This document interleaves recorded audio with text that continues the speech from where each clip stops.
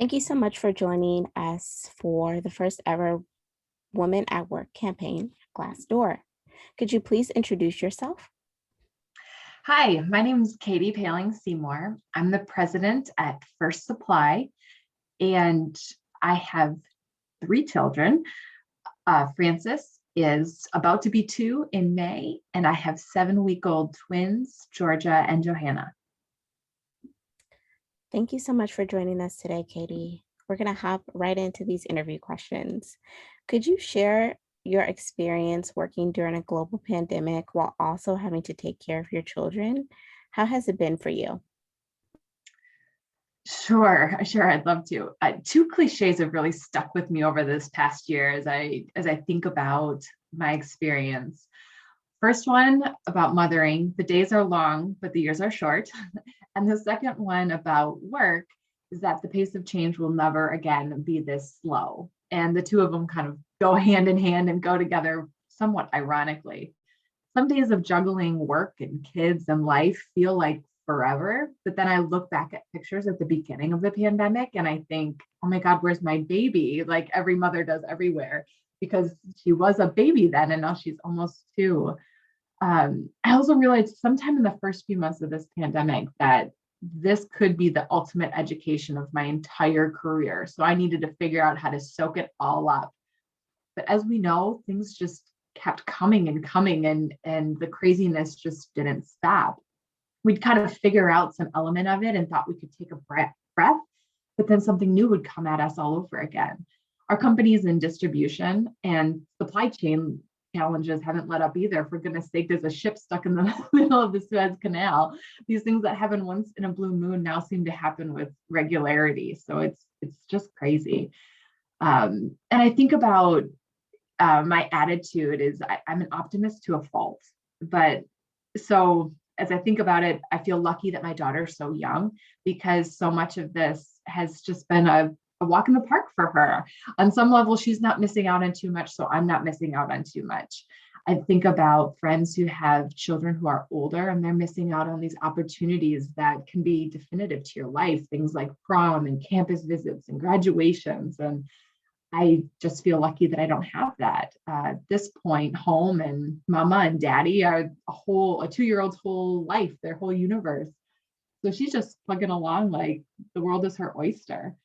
And the other thing is I used to travel a lot for work, and now I've stayed put a lot more, which has been really amazing. I have the opportunity to tuck her in every night, which I missed in pre-pandemic life. And in real life, as I talk about not pandemic time, that would be a lot different. And so my experience has really been really positive in some ways, as hard as things have been. So I also, as I said, I have 7-week-old twins. So part of my experience has been being pregnant and figuring out how to leave the workforce and come back to it. So it was really a deeply personal decision for me, but I only took 3 weeks off for maternity leave, which wouldn't have been possible in a non-pandemic world, because I would have had to be in a conference room. I would have had to be in our facilities. But today I'm able to manage on the phone and video conference. So I can juggle all these things while still somehow, some way taking care of twins. So for me, I had taken on a new role during the pandemic, and it just made a lot of sense for me to continue to build the relationships that I'd started and the trust with my team. Rather than take a 3-month break, it was great to feel like I didn't miss a beat with that. And I have the true luxury of a support system that let me even consider that as an option. So I also think, like I said, I'm an eternal optimist, but things certainly haven't been perfect. There have been some really hard days, hard times, hard decisions, hard moments. And I feel like I never have the ability to shut off. These days, even when I'm sleeping, I do it with one eye and ear open, listening for a newborn who's ready to eat. So it's really hard to take a break. But I think this is good. That's going to be the trick coming out of the pandemic, is can we live in this controlled chaos, or does something have to give? How are we going to figure out how to be present both at work and at home? And in a world where there are no boundaries and no division between work and home, quite literally these days. So it's been a good experience, but it certainly has its challenges. Mm. Recently, Vice President Kamala Harris said that 2.5 million women who have left the workforce since the beginning of the pandemic constituted as a national emergency. Have you felt like you had to sacrifice your career growth at all during this pandemic to further support your family at home? I've been in a really interesting position as it relates to this really troubling statistic as we've all heard about. I found myself on the task force at the forefront of my company's response, which was difficult in its own way because I felt truly responsible for 650 families, not to mention our customers. What if we made the wrong decision? Would one of these families face food insecurity? Would their health be in danger? What could happen to them? And so as I think about sacrificing my own career growth, it almost was that I had to accelerate in some areas because I had all these other families that I suddenly felt some responsibility for. Our business tried to be as creative as possible so that we didn't put our teams into this position to the best of our ability.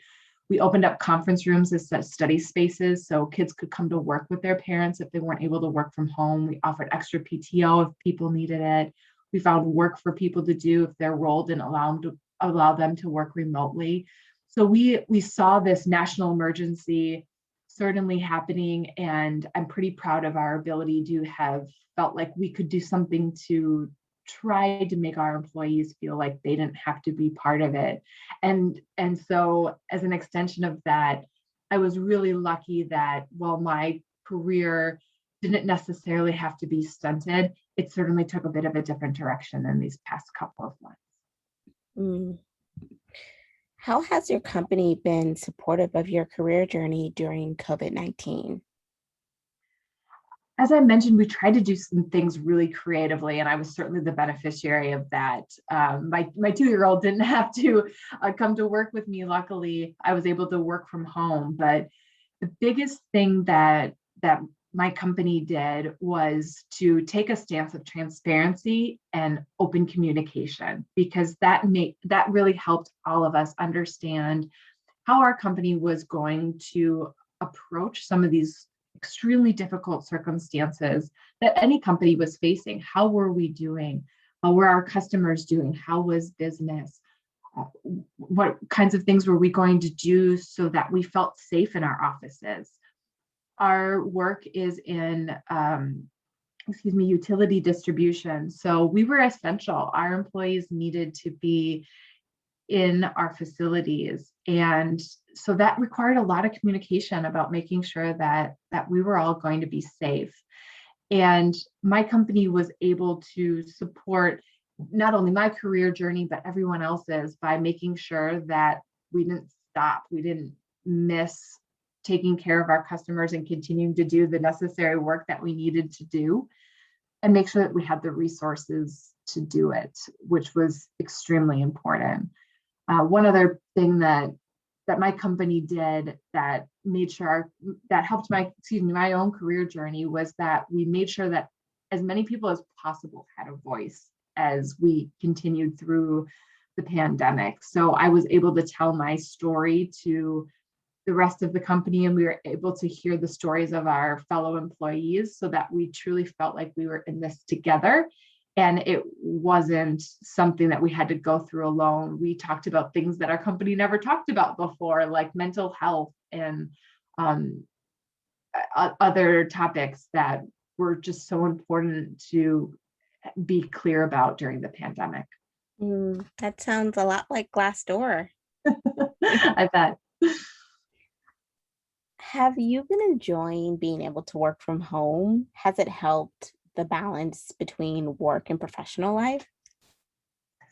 I would say yes and no. So, of course, in the past 7 weeks, it's been phenomenal because I've been able to spend all this time with my newborns, but yet feel like I could take care of my team and take care of the business that's so important to me.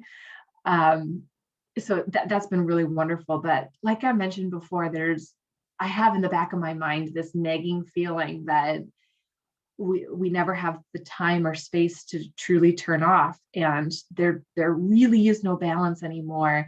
It's work and life, and it's all blended together, sometimes in this beautiful harmony and sometimes in this mass chaos. And so while most of it has been incredibly enjoyable, just spending silly little moments with my almost 2-year old, being able to walk outside, go for a walk with her, or kick a soccer ball with her in the middle of the day if I have 15 minutes. Those types of things are memories that I will carry with me forever.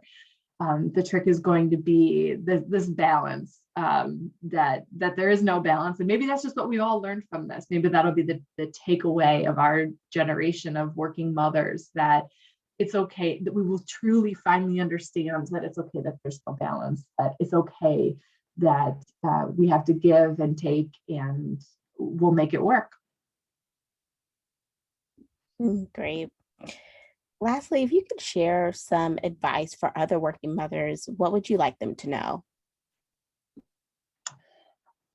That's a tough question. But it sounds absurd, but I think the biggest thing that gets me through the days is to remember that we can't do everything. We just can't. We can only do the best at what's in front of us. And Mm, some days that's just keeping our babies fed and out of danger. And some days it's only responding to emergency emails. But other days it's super mom, right? It's art projects in the park and special snacks, or nailing a big meeting. Some days it's all of that. But it's really hard to keep that perspective that whatever's in front of us needs to be the most important in that moment. And as I think about that, I think about trying really, really hard not to be disappointed in myself. Kind of a leave it all in the field mentality, I guess you could say. And I really think the only real reason to be disappointed in ourselves is that we didn't try as hard as we could have. Sometimes our best is all that we've got. With 3 kids under 2 and 650 employees, I just don't have time not to give my all most of the time, but it certainly happens. I had a big meeting earlier this week, and I just didn't prepare for it. I wasn't ready. I didn't do the work that I needed to do to really have a successful meeting. And I flubbed through it, and I knew that I was screwing it up as I was going along. But I found a way to give myself the space to have a follow-up. I had another chance. And I just had that meeting this morning, and I did the prep I needed, and the follow-up meeting went really smoothly. It shouldn't have been that hard, but it was. mhm. And but it all came together at the end. That's what usually happens, right? It all comes Mhm. together at the end. Exactly. And that's just kind of how mothering through a pandemic is, right? It just kind of every day it all comes together at the end of it. Yeah. Well, thank you so much, Katie, for sharing your story and your journey with us. Thank you very much.